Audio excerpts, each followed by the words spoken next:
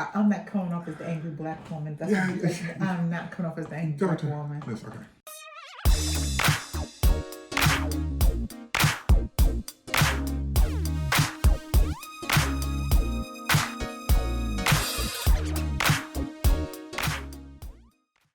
So welcome to this new episode of Ask a Black Dad. Now before we jump into this episode, we want to give a shout out on what woman calls a subscriber spotlight to 2 subscribers who not only follow us on YouTube, subscribe to us on YouTube, but also on Facebook, Instagram, Twitter, all the social media platforms. So woman, go ahead and take it away. All right, for our first subscriber we'd like to give a shout out to is Rosalind Smith. Thank you, Rosalind, for always being there for us and submitting your questions. So thank you for your support. Donna Bell, we ain't forget about you, Donna Bell. Donna Bell has been one of our thoughtful subscribers who always has a comment for us or even a laugh. So thank you, Donna Bell. Thank you to both of our subscribers. With that being said, it's Super Bowl weekend. Yeah. Now, in our household, we bleed orange and brown. That's right. Cleveland Brown. That's right. Don't That's right. But with that being said, we ain't going to the Super Bowl. So, Team Ohio. but that's it. We Team Ohio. That's right. Before I see, we love Ohio, and before I see that Lombardi Trophy go to California, I'd rather go to Cincinnati. So that's why we're honoring not only the Browns, who are going to be at home like I am, but Cincinnati and Joe Burrow and This is Chase. painful. This is painful. Oh, the pain. The pain.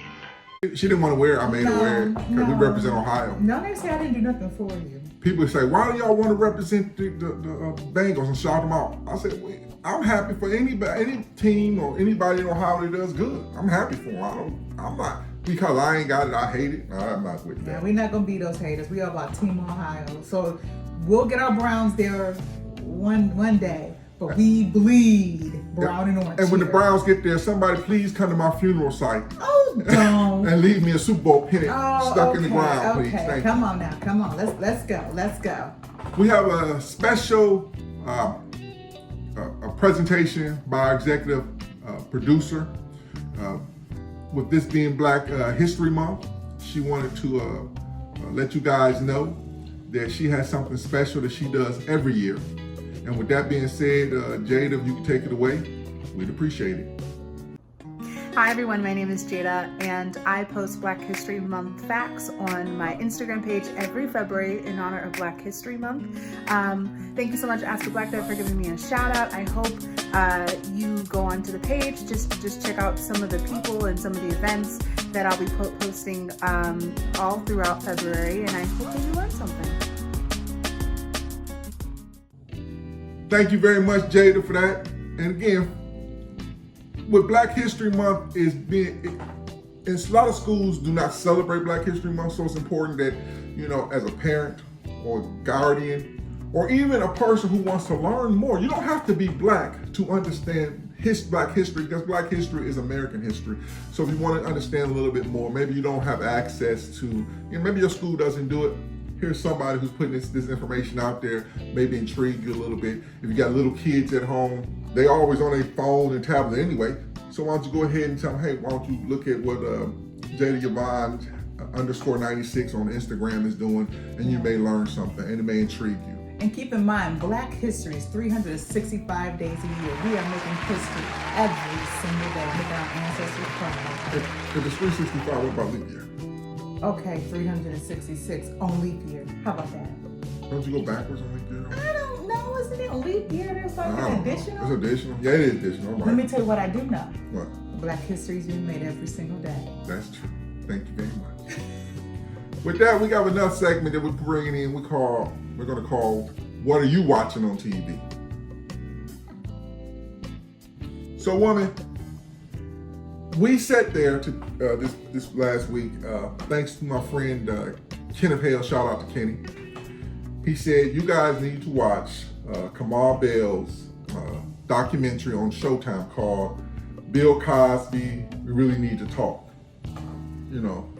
And I think that's a very, very interesting documentary, and it's worth the watch. It was an eye opener for me. So, because even though everything that was happening, the trial, all the victims coming out, it was all in the news. It was everywhere. But the documentary left my mouth open, in regards to everything. So it is truly an eye opener, and I would suggest anyone who is curious and who's interested in watching that documentary. Now, like I said, I had a conversation with a close family member, and I told them that regardless of Bill Cosby, keep him out of it, I became a better father through a Dr. Cliff Huxtable, because it was that role model that I was looking at. I wasn't looking at Bill Cosby as a role model, because I don't know Bill Cosby. So he helped me to formulate a formula or a roadmap or a blueprint on how to be a better father. And all I can say is that blueprint for me, and again, not Bill Cosby, 5 kids, graduating college, one with a master's, double degrees, some with double degrees. You know what I'm saying? Yeah. So it didn't change honestly, it didn't change my opinion about the show, but it gave me full vision of who Bill Cosby was, in regards to the victims and things that he did. But the show for me was something I remember looking forward to every Thursday, Thursday night on NBC back then. And to me, it was something else. I wanted to be Claire Huxtable. That's the reason why I wanted to be an attorney. Didn't become an attorney, but she's the reason why I wanted to become an attorney and bilingual. I thought you meant you wanted money. Like, I was like, yeah, I'll take the money. Honestly, it wasn't about the money. She just represented that black woman who was a strong force and presence in her children's life as well as her husband. I loved her character. And I had another thing with some people on social media when we talked about it. And I got on some brothers, and I said, well, because they were like, no, they jumping on Bill Cosby. I said, well, I'm not going to say that because I believe Bill Cosby's guilty.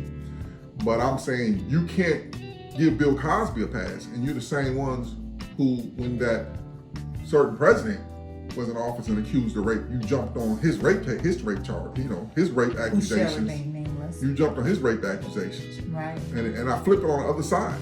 You can't support this person for president or a politician who has rape accusations, and then you say, I'll support him, but Bill Cosby needs to go to jail. Right. You know what I'm saying? Right. You becoming, you all over the map. You know what I'm saying? So rape is good when it suits your, you know what I'm saying? I'm like this, it was terrible. He's terrible. I'm not mad if they say you cannot watch Dr. Huxtable on TV, because you can always go out and buy it. I'm not, you know what I'm saying? You can always go out and buy it if you really need to watch it. But I can't take away what he gave me as a roadmap through that character. Right. I can't go back in time and say, well, this character, I just can't. But I can say this, that we need to do something in America to get rid of this rape culture we have. And I like what they say, don't teach your daughter how not to get raped, teach your sons how not to rape. Right. But to keep in mind too is that, and not, no spoilers or anything else too, but one thing that I did appreciate about the documentary, the focus was in regards to the crimes that were committed, but it also really, owned in on some of on Bill Cosby's contribution in regards to education, things of that nature in regards to from our children, from our little children, all the way to when it comes to the support that he had in regards to colleges, specifically HBCU colleges. Until they got old enough where he can drug them. He ain't lying. Just saying. And with that being said, let's get on to the next segment of this episode. So this is the part where we answer the question. So we got an email question sent in to us, and woman, if you could read that email question, and we'll answer it to the best of our ability, because I am. It's like I'm dreaming genie. Understand that this is not coming from a professional, but a professional father. How about that? I am a professional father. All right. I've had 5 children. Just because you have 5 children doesn't mean that you. Anyway. But I am on TV or YouTube, so that means I know what I'm talking about. Right, because anything you can Google and find on YouTube, it must be true. It must be true. I'm the Dr. Phil of Black Dads. Well, look, can I get to this question? Go ahead. All right, it says, Dear Ask a Black Dad and Woman, My girlfriend and I are thinking of living together for a while before we get married.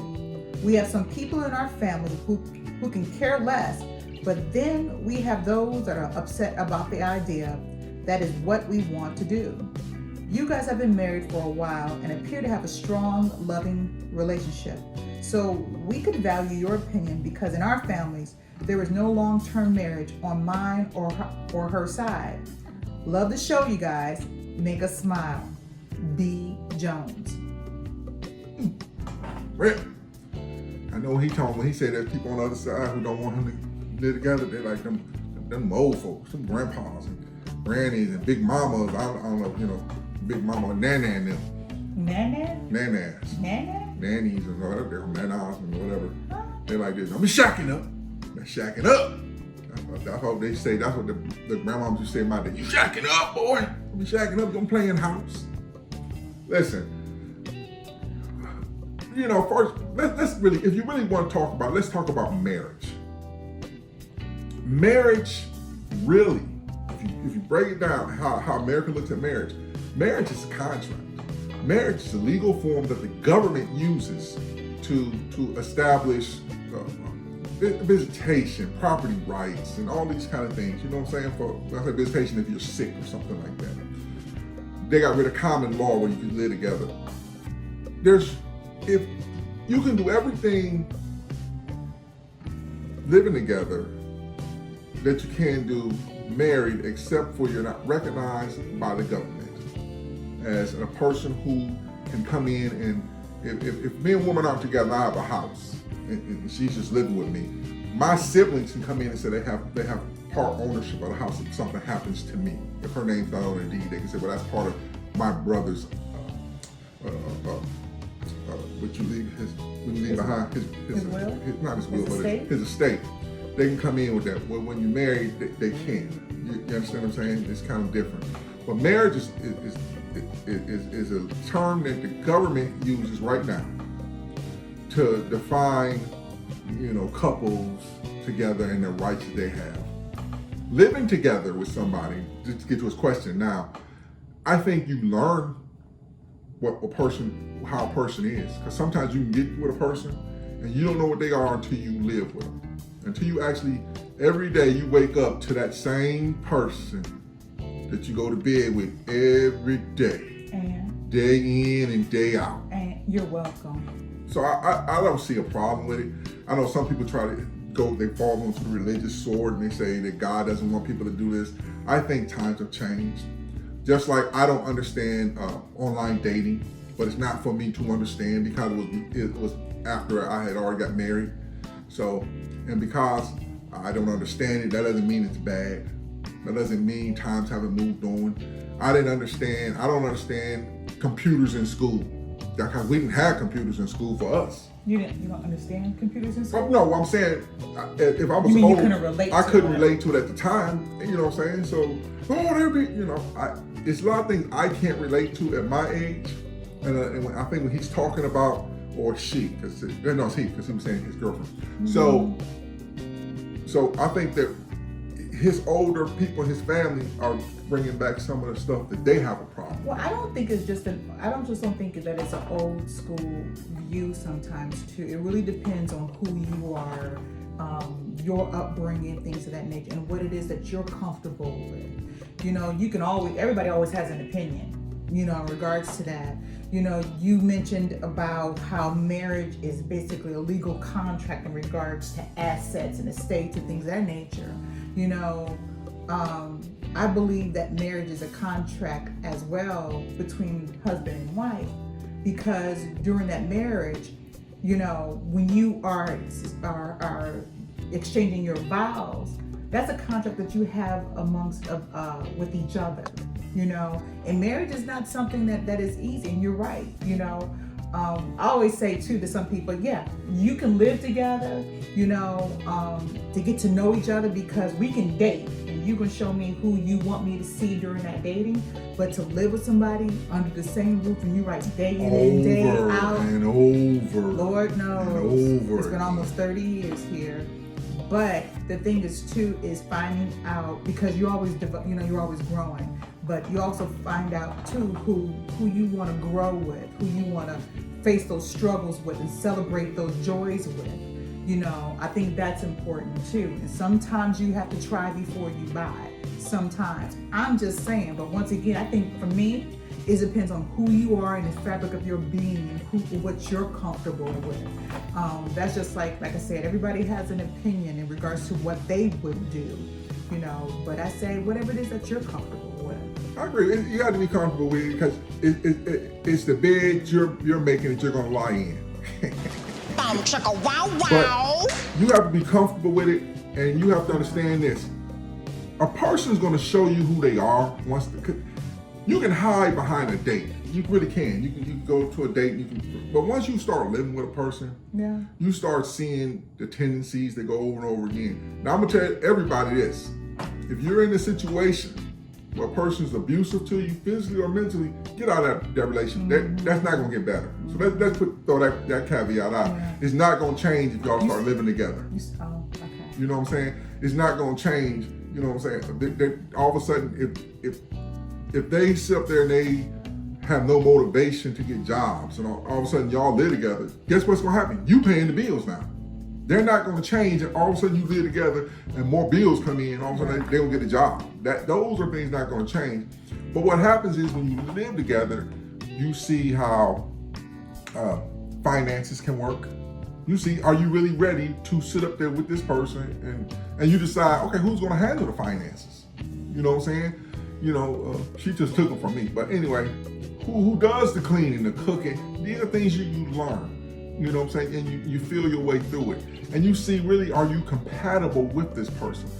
There are some people that are going to disagree wholeheartedly that they're in the church. And they believe that you just, you know what I'm saying, go forward. You have to be married first and all this. But I'm going to tell you, there's a lot of people who live together and broke up. There's a lot of people who never lived together, got married, and broke up. So it's all about you, the relationship you have. And if you want it, I don't think God needs a piece of paper from a preacher to say, okay, you two love each other. And I'm gonna tell you why. Because you can go to the court and get married by somebody who they're not religious. They're judicial. They're government, and they can marry you. So marriage is, I know it works. This is tricky and it's a touchy subject, but we'll handle all kind of touchy subjects. Just send it to us. But if a judge can marry you and a preacher can marry you, if you live together and you guys follow the beliefs that you're kind to each other, you're kind to your fellow man, it's amazing what you can do. And then you go on from there and see if you want to get married and see if you want to. The secret is, me and woman didn't get married first before we started living together. What? So You didn't tell you to put our business out there like that. this has like that. Our children know that. But didn't nobody ask about Our us. children know that. Didn't nobody ask He about did us. ask us. Listen, I'm sharing with you guys. Listen, if I'm sharing because I care. See, woman, she wants to hold it in. I say share it. Oh, this is what we doing? So Is this what we So- doing? Oh, okay. So you learn a lot about, and listen, I don't think it's a big thing. Don't listen to people who aren't married telling you what you should do and how you should get married. Don't listen to Uncle Frank, and Uncle Frank got 50 different women in the last month. You know, don't listen to Aunt Betty, and Aunt Betty ain't had a date since Jimmy Carter was in office. Damn! You know what I'm saying? Yeah, I mean, I still say it's what you're comfortable with. You know, even though you may get these outside opinions, you may even seek outside opinions. You They know, did. They sent us an email. you may even seek outside opinions, and in regards to that. But always make it what it is you're comfortable with, what is your decision in regards to that. You know, I just think that in the eyes of God, my personal belief is that, your joy and your happiness is first and foremost, but understand that who you choose to share your space with mentally, physically, and emotionally is a very important investment of time, and who you're willing to go through this journey of life with. You know, understanding that the first thing that goes awry is not for you just to throw everything out. You know, once again, I believe that marriage is a commitment to one another. And that doesn't mean, like you just said, in regards to abusive situation, ongoing, you know, things of that nature. There's so many things that you can seek counsel for. So that's my personal, unprofessional opinion. But as a wife for almost 30 years and a mama, you know, I got 5 kids too, right? You know, that's just my personal. And my same opinion, my point of view is the same opinion and point of view that I would give to each one of our children. Live your life. You got to live your life, because I promise you, them people who telling you what you should and shouldn't do, they're not gonna live your life for you. Mm-hmm. And when your life is all gone, and no matter whatever age it is, I hope that you live to be 1,000 if you want to be. But whatever age you get to, or whatever age you don't get to, they're gonna still be there, or they ain't, and they're gonna still give you their opinion, and their opinion shouldn't even matter. You know, you take it with a grain of salt sometimes. Be careful of everybody's opinion, because everybody has one, like a butthole, and they all stink. I knew that's gonna come out. And they all stink. And I'm gonna tell you something. You really want to know if you love somebody? Get you an apartment or a house, or rent a house or apartment where you got a bedroom in the bathroom. Oh, don't start that. Bathroom in your master bedroom. Don't start that again. When they wake up and the intestines start waking up and they go into the bathroom in the morning, you just sit there and Anything else? So, with that being said, listen, do you. Do what make you and your partner, girlfriend, boyfriend happy. Do, if you want to try this out before you commit, I'd rather you try it out and they say, no, we're not compatible, we can't live together, then get married, and now you got this legal piece of paperwork and you can't go to the church to get out of it. You got to go to the government to get out that legal situation you're in.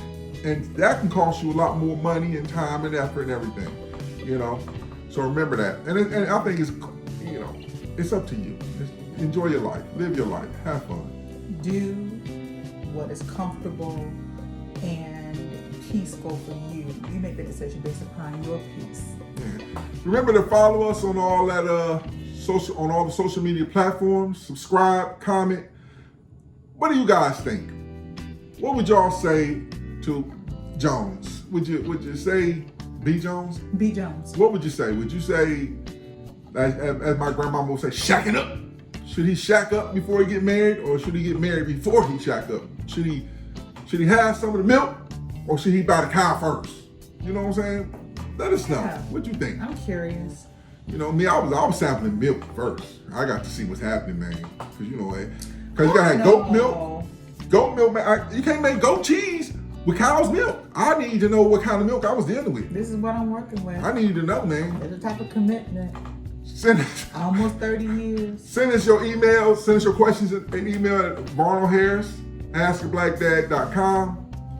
And until we see you again, remember, do what makes you happy, because ain't nobody living your life but you, as long as you ain't hurting nobody.